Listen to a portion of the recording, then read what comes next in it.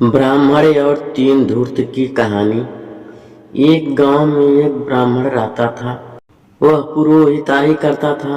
पुरोहिताई से जो कुछ प्राप्त हो जाता था उसी से अपना और अपने कुटुंबियों का निर्वाह करता था। एक दिन ब्राह्मण एक अन्य गांव में पूजा कराने के लिए गया। जब वह पूजा समाप्त हो गई तो यजमान ने ब्राह्मण को दक्षिणा के रूप में एक बकरी प्रदान की। बकरी बड़ी मोटी ताजी थी। ब्राह्मण बकरी को कंधे पर लादकर अपने घर की ओर चल पड़ा। मार्ग में उसे तीन धूर्त मिले। धूर्तों ने जब ब्राह्मण के कंधे पर मोटी ताजी बकरी देखी तो उनके मुंह में पानी आ गया। उन्होंने सोचा, बकरी का मांस बड़ा स्वादिष्ट होगा। यदि किसी तरह बकरी मिल जाती तो बड़ा अच्छा होता।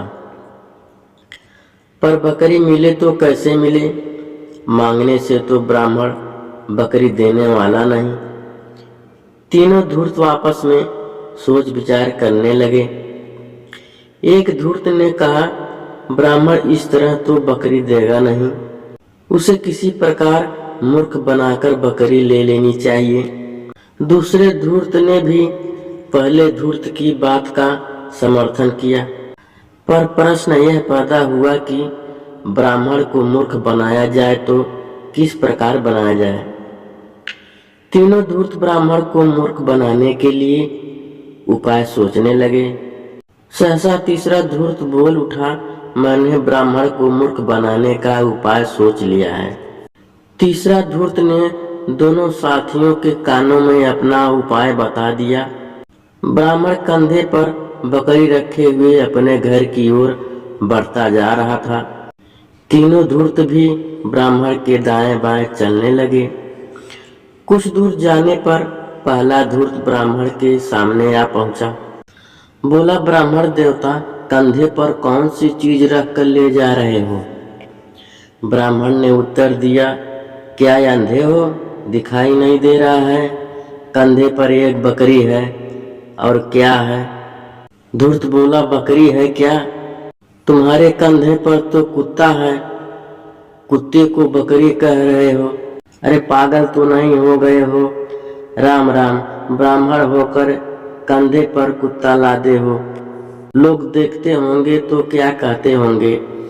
ब्राह्मण ने उत्तर दिया, सचमुच तुम अंधे ही हो, तभी तो बकरी को कुत्ता कह रहे हो। जाओ जाओ, अपनी आंख का इलाज कराओ। भाई यहाँ से जाओ। पहला धूर्त बोला, मुझे क्या, तुम कंधे पर बकरी लादो या कुत्ता, मैं तो तुम्हारे भले के लिए कह रहा हूँ।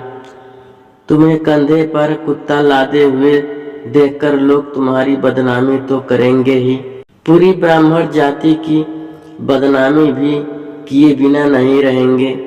कहेंगे अब ऐसा जमाना आ गया कि ब्राह्मण कंधे पर कुत्ते लादने लगे। पहला धूर्त अपनी बात समाप्त करके ब्राह्मण के सामने से दूर चला गया। कुछ और आगे जाने पर दूसरा धूर्त ब्राह्मण के सामने पहुंचा। ब्राह्मण देवता, यह कंधे पर क्या लादे हुए हो? बछड़ा क्या? बछड़े की टांग टूट गई है क्या? ब्राह्मण बोला, अरे अरे, दिन में ही तुम्हें दिखाई नहीं देता, इसीलिए बकरी को बछड़ा कह रहे हो। अरे भाई, मेरे कंधे पर बछड़ा नहीं बकरी है। बकरी है, मुझे दक्षिणा में मिली है। दूसरा धूर्त बोला, ब्राह्मण देवता, लगता है तुम्हारा सिर फिर गया है, इसीलिए तुम बछड़े को बकरी कह रहे हो। मैं तो साफ साफ देख रहा हूँ तुम्हारे कंधे पर बछड़ा है। मुझे क्या कंधे पर बकरी लादो या बछड़ा, मैंने जो देखा उसके बारे में तुमसे पूछ लिया। दूसरा धूर्त भी अपनी बात समाप्त करके ब्राह्मण के सामने से खिसक गया। ब्राह्मण के मन में संदेह पैदा हो उठा, क्या बात है? एक आदमी ने तो कहा कंधे पर बकरी नहीं कुत्ता है, और दूसरे आदमी ने कहा कंधे पर बकरी नहीं बछड़ा है। क्या सचमुच में मेरे कंधे पर बकरी नहीं कुछ और है? कुछ और आगे जाने पर तीसरा धूर्त भी ब्राह्मण के सामने जा पहुंचा। बोला, वाह वाह, ब्राह्मण होकर कंधे पर गधी का बच्चा लादे हुए हो। राम राम, कैसा समय आ गया है। ब्राह्मण बोला, क्या कह रहे हो, मेरे कंधे पर तो बकरी है, तुम बकरी को गधी का बच्चा बता रहे हो, अंधे हो क्या।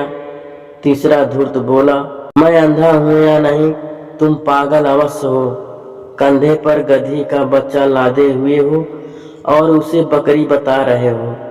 पागल न होते तो ऐसा ना कहते। तीसरा धूर्त भी अपनी बात समाप्त करके आगे बढ़ गया। ब्राह्मण के मन का संदेह प्रबल हो उठा। वह सोचने लगा, अवश्य कोई न कोई बात है। तभी एक आदमी ने बकरी को कुत्ता, दूसरे आदमी ने बछड़ा और तीसरे आदमी ने गधी का बच्चा बताया। कहीं यह बकरी पिशाचनी तो नहीं है, जरूर पिशाचनी ही है, तभी भिन्न भिन्न रूप धारण करती है। संदेह के कारण ब्राह्मण को बकरी सचमुच पिशाचनी के रूप में दिखाई देने लगी। ब्राह्मण डर गया, वह बकरी को कंधे से फेंककर भाग खड़ा हुआ। तीनों धूर्त बड़े प्रसन्न हुए। उन्होंने कहा, हा, हमने ब्राह्मण को कैसा मूर्ख बनाया। तीनों धूर्त बकरी को अपने घर ले गए।